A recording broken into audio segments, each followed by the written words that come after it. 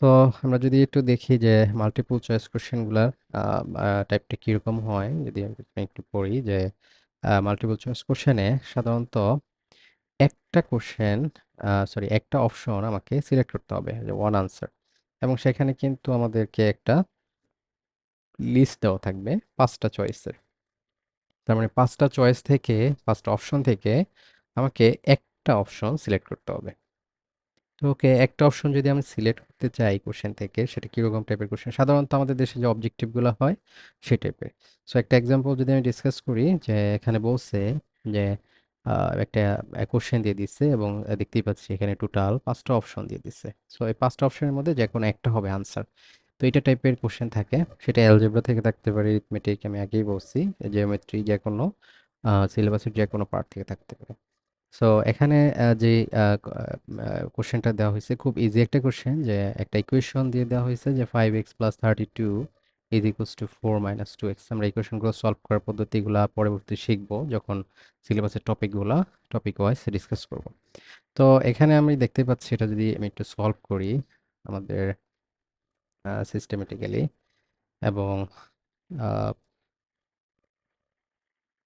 Solve করার শেষে আমরা ইচ্ছা করলে ক্যালকুলেটর ইউজ করতে পারি। ছোটখাটো ক্যালকুলেশনের জন্য আমরা অবশ্যই ক্যালকুলেটর ইউজ করব না, বাট জিআর এর মধ্যে আমরা অবশ্যই একটা ক্যালকুলেটর ইউজ করতে পারি। সেই ক্যালকুলেটরের উপর বেস করে আমি একটা ভিডিও রাখবো।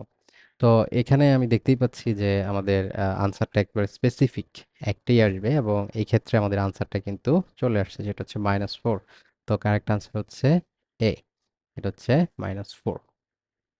তো এই টাইপের multiple choice question, multiple option থেকে একটা কোশ্চেন আমাদেরকে চয়েস করতে হয়। এটা হচ্ছে মাল্টিপল চয়েস কোশ্চেনের একটা টাইপ। আমি যদি এক্সাম্পল আরেকটা দেখি, যে এখানে বলছে which of the following number is farthest from the number 1 on the number line.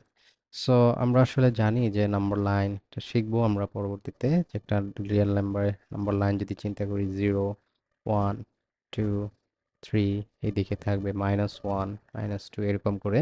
তো এক্ষেত্রে আমাদের যে নাম্বারগুলো দেওয়া আছে কোনটা সবচেয়ে দূরে আছে এটা বলছেন একটা। তো আমরা যদি এভাবে এখানে যতগুলো আছে সবগুলা টানতে যাই, একটু বড় হয়ে যাবে। তো আমি দেখাচ্ছি, যেমন এখানে তারপর একটু টানি, যে 4 5, এটা 4 5 6 7 8, 9 and 10। আর এদিকে যদি টানি, বোঝানোর জন্য একটু লেন্থি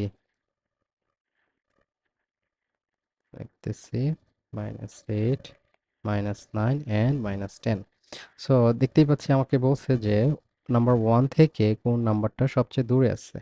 সো 1 থেকে যদি আমি চিন্তা করি একটা একটা, যে -10, এটা কিন্তু এতটুকু দূরে আছে। কতটুকু ইউনিট দূরে আছে? 1 2 3 4 5 6 7 8 9 10 11, 11 ইউনিট দূরে আছে।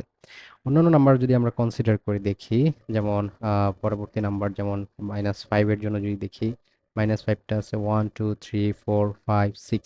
এরকম করে যে সবগুলার আমি ডিস্টেন্স মেজার করি, তাহলে দেখব যে এক একটার ডিস্টেন্স এক এক ইউনিট দূরে আছে, এবং সবচেয়ে বেশি দূরে আছে হচ্ছে এই -10 নাম্বারটাই।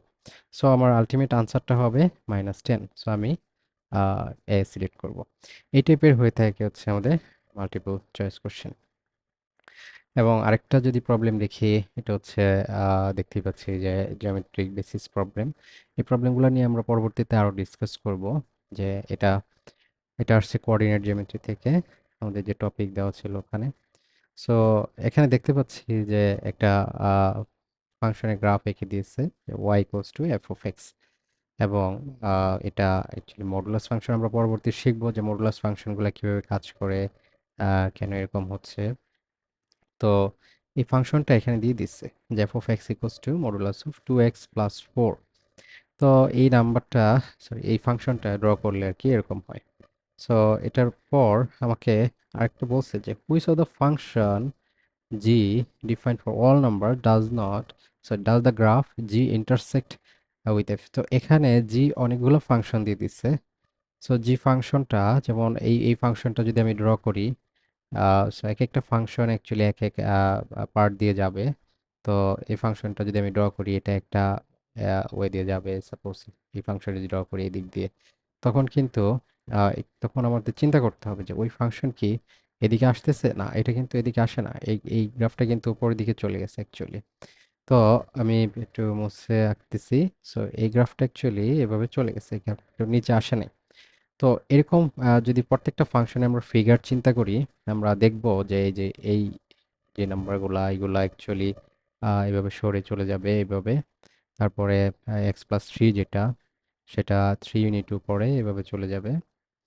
আর এক্স প্লাস, এরকম করে যদি প্রত্যেকটা আমরা কনসিডার করি দেখি আর কি, আমরা দেখতে পাবো যে কোনটা অ্যাকচুয়ালি ইন্টারসেক্ট করবে, এবং যেটা ইন্টারসেক্ট করবে আমরা গ্রাফিক্যালি যদি বসাই একটার পর একটা, সেটাই হবে আলটিমেট আমাদের আনসার।